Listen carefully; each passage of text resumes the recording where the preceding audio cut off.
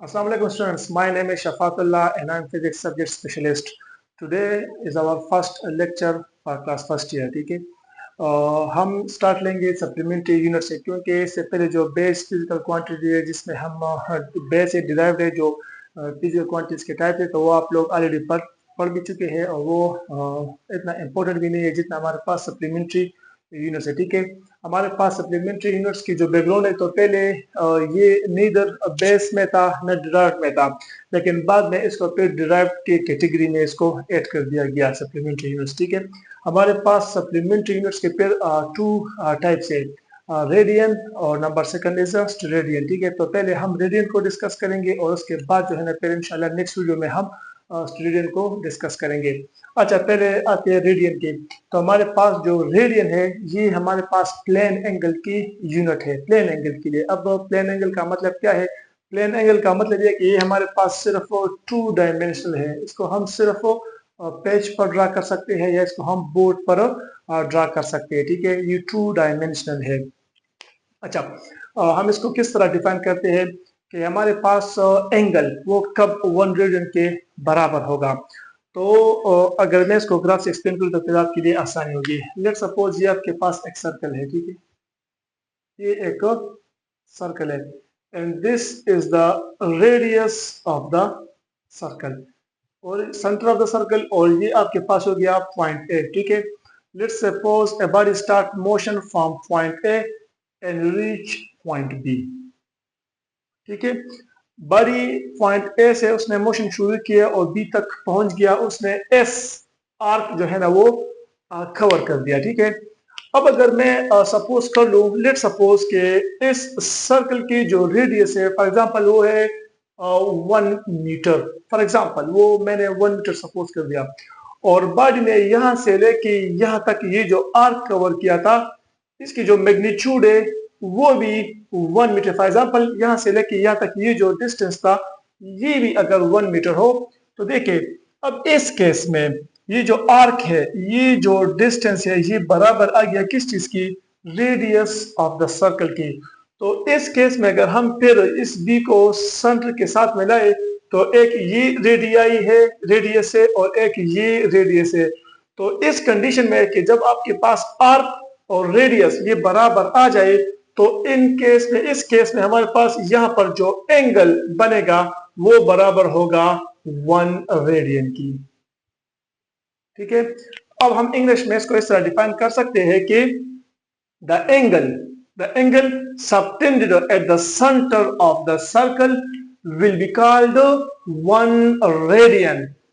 1 radian when the arc of the circle becomes equal to radius of the same circle। ठीक है, तो ये था हमारे पास रेडियन के डिफिनीशन और ये इसका डायग्राम था ग्राफिकल। ठीक है, कि हमारे पास जब ये आर्क और ये रेडियस बराबर आ जाए तो इस केस में हम कहेंगे हमारे पास जो एंगल यहाँ पर जो बनेगा वो होगा रेडियन। अब अगर इस तरह कोई बंदा कहे कि बॉडी जो है ना वो यहाँ से लेके यहाँ आगे लेके यहाँ पर नहीं रुका, वो यहाँ तक पहुंच गया और इस रेडियस की डबल आर्क जो है ना, आर्क इसकी वैल्यू इस यहाँ से यहाँ तक आ गया, और अब इसने जो आर्क कवर किया यहाँ से लेके यहाँ तक की आर्क फॉर एग्जाम्पल उसने कवर किया 2 मीटर। तो इस केस में ये जो आर्क था ये इस रेडियस के डबल आ गया, तो इस केस में आपके पास थीटा जो होगा वो होगा 2 रेडियन। ठीक है, ये जरूरी नहीं है कि हम हर जगह हर जो है ना हर वक्त तो एक ही रेडियन की बात करें, नहीं, ये तो जस्ट हमने सिंपलिसिटी के लिए एक यूनिट रखा कि अगर ये आर्क और ये रेडियस बराबर आ जाए तो 1 रेडियन जो है ना इस केस में होगा। लेकिन अगर बॉडी मजीद आगे जाए तो ठीक है, फिर उस हिसाब से हम बात करेंगे, जस्ट लाइक इस केस में 2 रेडियन 3 रेडियन 4 रेडियन इस तरह हम उसको लिख सकते हैं। ठीक है, अब असल जो है ना पॉइंट वो ये है कि हमारे पास एंगल की तो और भी यूनिट है, जिस तरह के हम डिग्री की बात करें तो डिग्री भी तो एंगल की यूनिट है। तो रेडियन अब आ गया, तो अब हमारा जो नेक्स्ट टारगेट होगा वो होगा relation between radian and degrees, या हम इस तरह कह सकते हैं कि how many degrees are in 1 radian. मतलब हम अपने टॉपिक को इस तरह के टाइटल दे सकते हैं नेक्स्ट जो है ना, कि अगर पेपर में इस तरह भी आ भी सकता है पेपर में कि 1 रेडियन कितने डिग्रीज के बराबर है, इस तरह सकता है, या आपसे ये कहे कि show that 1 radian is equal to 57.3 degree. या आपसे इस तरह का क्वेश्चन भी पूछ सकते हैं, जिस तरह के शॉर्ट क्वेश्चंस में आते हैं कि एक कंप्लीट सर्कल में हमारे पास कितने रेडियंस होते हैं। तो इन सारों का जो आंसर है वो इसी कैलकुलेशन में आपको मिल जाएगा। थोड़ा सा कि how many degrees are in 1 radian. ठीक है, ये मैंने अपने तरफ से एक क्वेश्चन जो है ना वो बना लिया कि हमारे पास 1 रेडियंस में कितने डिग्रीज होते हैं। तो हम इसको अब कैलकुलेट करेंगे। अच्छा, यहां से हम शुरू करेंगे कि थीटा इस केस में यहाँ पर ये थीटा एक्चुअली हमारे पास किस चीज को शो कर रहा है। तो आपको पता है कि थीटा एक्चुअली ये 2 साइड्स की रेशो को शो करता है। The ratio between 2 sides actually equal to theta. ठीक है, तो यहाँ पर हमारे पास 2 साइड्स की बात हो रही है, एक ये आर्क है और ये एक ये रेडियस है।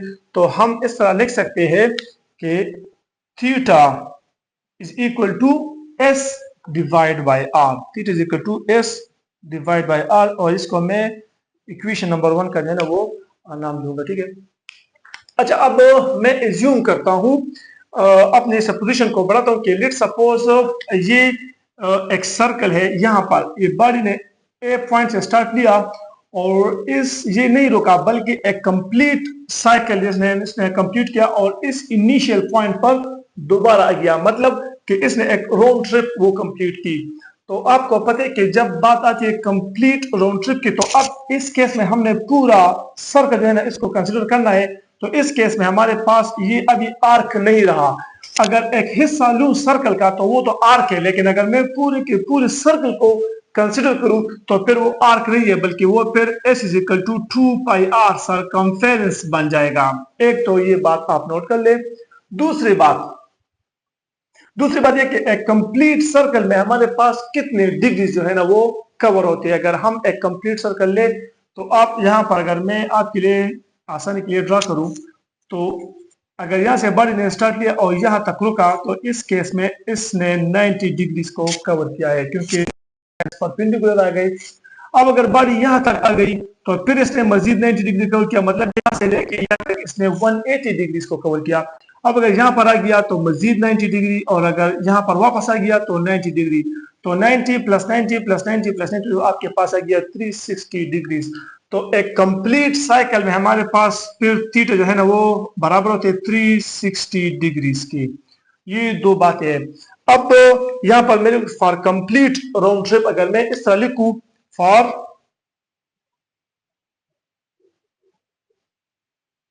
कंप्लीट राउंड ट्रिप, एक फुल कंप्लीट सर्कल के लिए हम थीटा की जगह 360 डिग्री लिख लेंगे।